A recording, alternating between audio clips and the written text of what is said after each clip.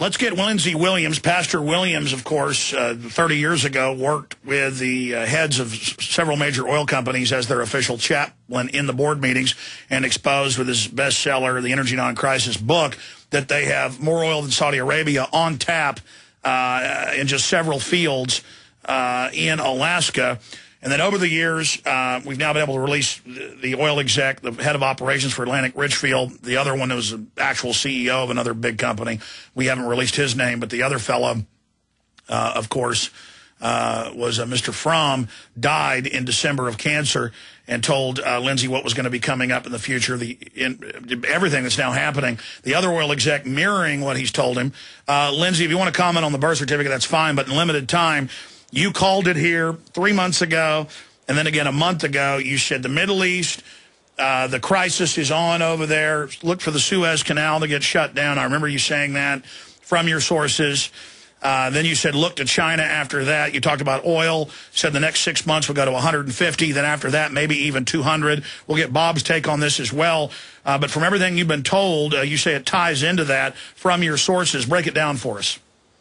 When I woke up this morning and heard the crisis in Egypt and that it had spread to Jordan and Yemen, my mind went right back to what had been predicted on your program 4 months ago.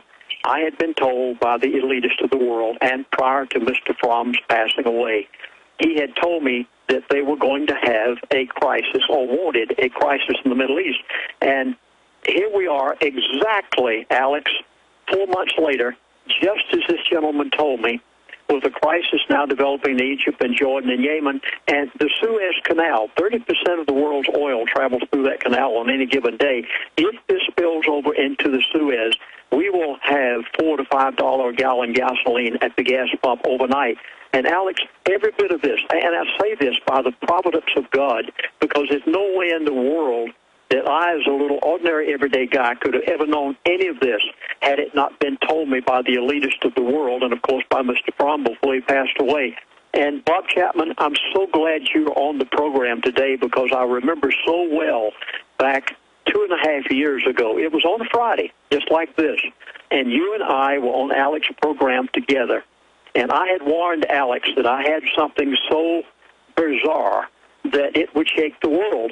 And he allowed me, and I risked my reputation and came on the program, and you were right there, Bob, and remarked about it. And I said, I've just been told by this elitist friend, now we know who his name is, Mr. Ken Fromm, and I said, he just told me that the price of crude oil is going from $147 a barrel to $50 a barrel. And I remember, Bob, that you remarked, my goodness, I don't know how this can possibly happen. And I wondered myself if I wasn't crazy.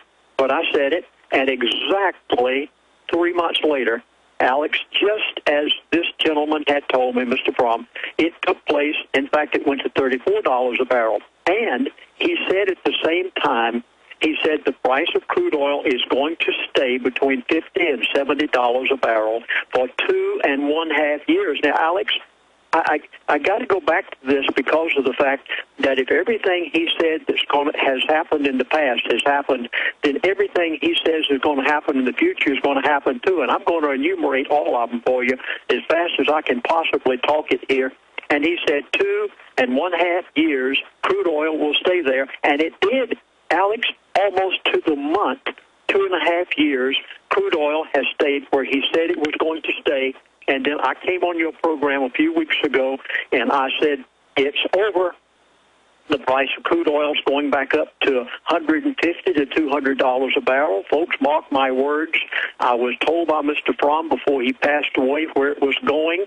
You are going to see it go back there. If this Suez Canal has a conflict in relation, if this spills over from Egypt to the Suez Canal, we could see that $4 to $5 a gallon gasoline basically overnight. But there's more to it than this, because not only did he say 2.5 years, but Alex, 4 months ago, I was told by the elite that there is going to be a crisis in the Middle East. He did not say a war with Iran, and you'll remember my exact words. In fact, I punctuated them because I had to say it just like they said it.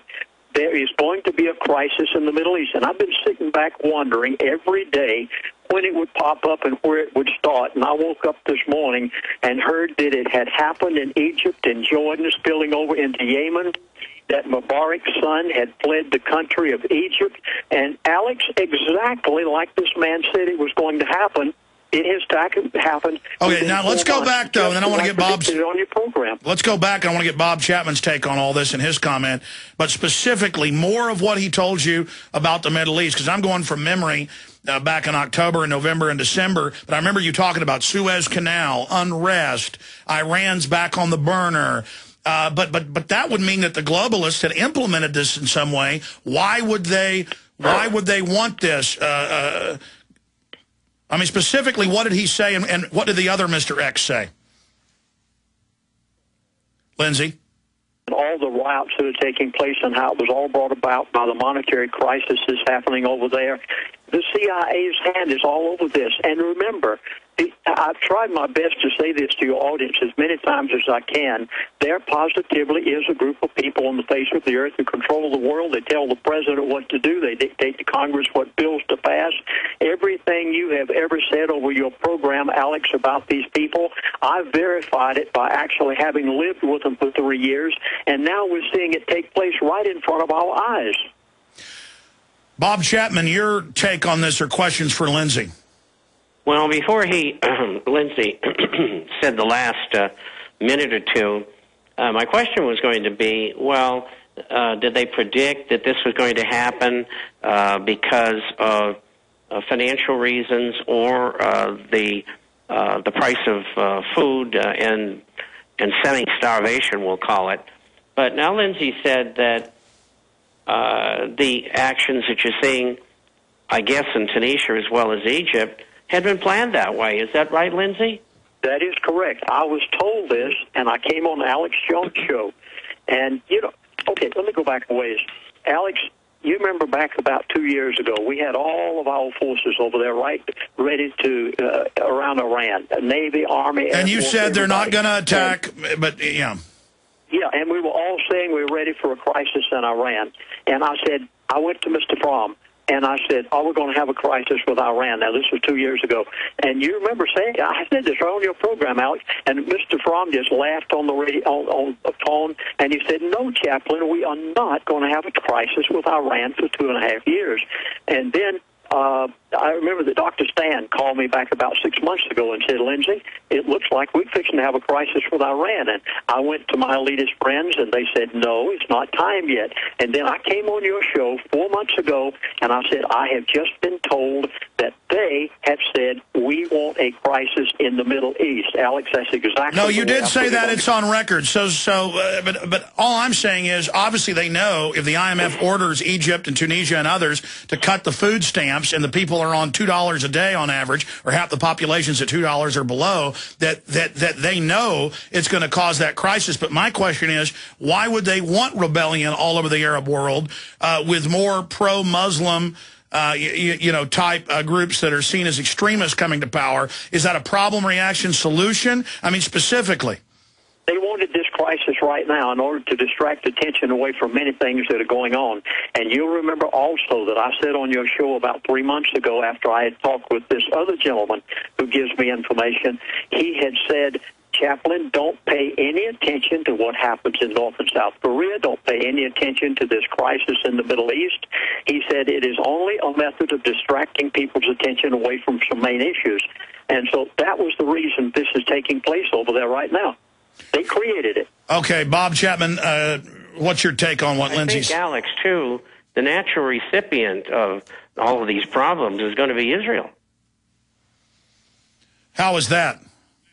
Well, I think they'll benefit from it by having chaos to semi-chaos. Because they'll be the only base left. They'll be the only base if Egypt and all these other places fall. And if Jordan falls, which could happen, or Saudi Arabia, wow, I mean, that would be a big crisis. You think Israel wants to gamble that big?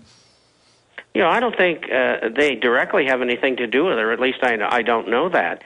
But what I do know is no matter who caused it, whether it was delivered by the CIA or whether it was natural, it's bad for them, and it's really good for Israel.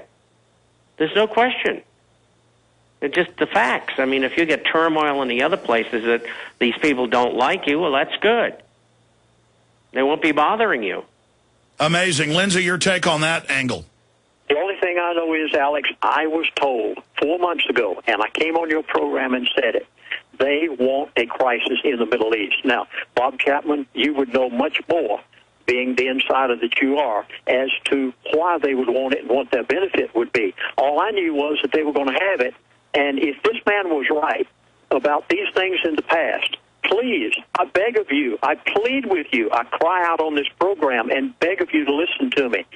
If this man was right on all of these other things almost to the day, the oil prices going from 147 to 50 actually went down to 34.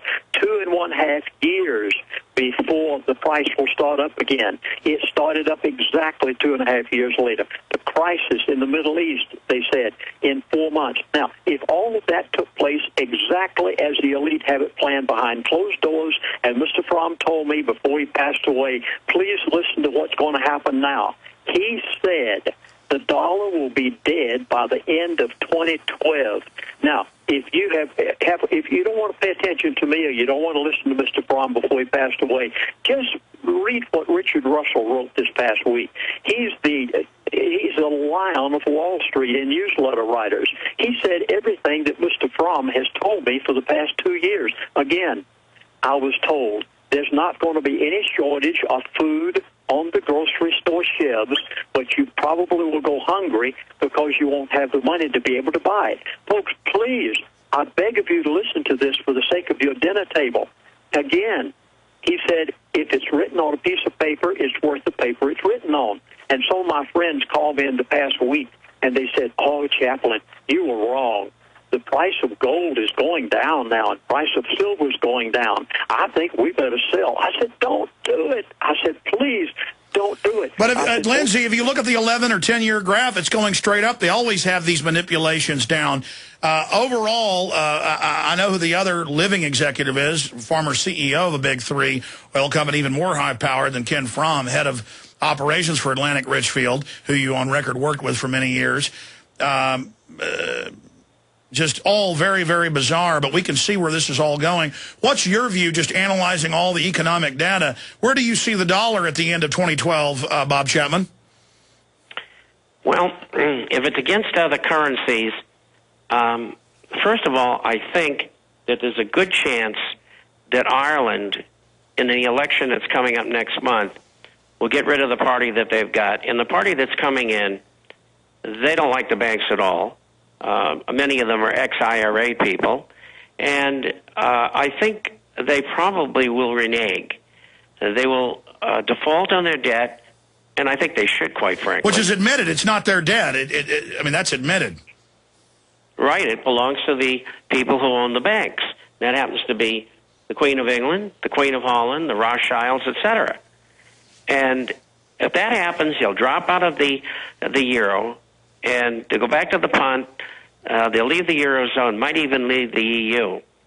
And that could start the ball rolling with Greece, with rioting, saying, no, we're not going to do that. We want to follow Ireland. And then behind that, you might have Portugal and Belgium and maybe Spain and Italy as well. And that'll kill the euro. How will that affect the dollar? In killing the euro, it'll make the dollar go back up again. But what you really have to weigh the dollar against is not other currencies. This USDX is a distraction. You have to weigh them versus gold and silver. And for 11 years, gold has gone up against every currency about 17 to 18%, and against silver versus the currencies around 20 to 21%.